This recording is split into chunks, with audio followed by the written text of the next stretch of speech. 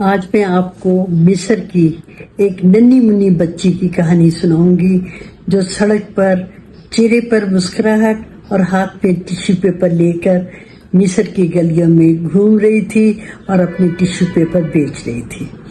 اس نے اچانک دیکھا کہ ایک خاتون جو ہے وہ پارک میں بیٹھی ہوئی ہے اور وہ رو رہی ہے۔ یہ بچی اس کے پاس گئی، اسے اپنے ٹیشو پیپر جو ہے وہ پیش کیے۔ اس خاتون نے انجانے میں ان ٹیشو پیپر سے اپنے آنسو صاف کیے۔ پھر بچی کو جب پیسے دینے لگی تو پتہ چلا بچی تو وہاں سے چلی گئی تھی۔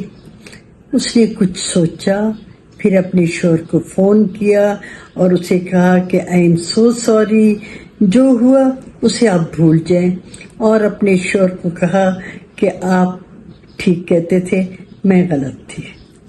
اس کا شوہر بہت پریشان بیٹھا تھا۔ اس نے جب بیوی کا یہ کال سنی تو اس مسکرایا اور خوشی خوشی ویٹر کو 5 پاؤنڈ کے بجائے 50 پاؤنڈ دے دیے۔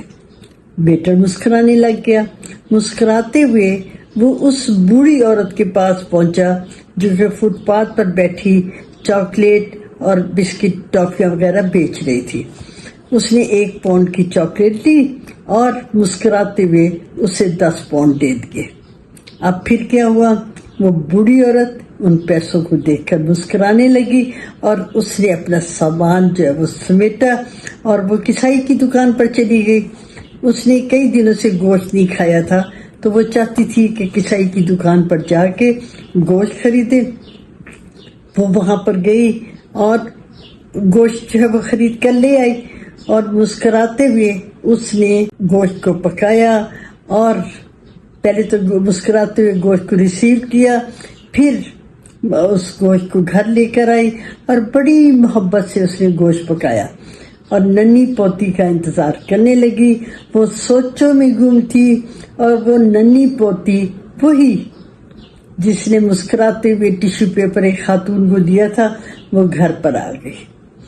تو دیکھیے، میں کہا کرتی ہوں کہ جس طرح کئی بیماریاں متعدی ہوتی ہیں، اسی طرح مسکراہٹ جو ہے وہ بھی ایک کے بعد ایک مسکراتا ہے، اسے دیکھ کے دوسرا، پھر تیسرا۔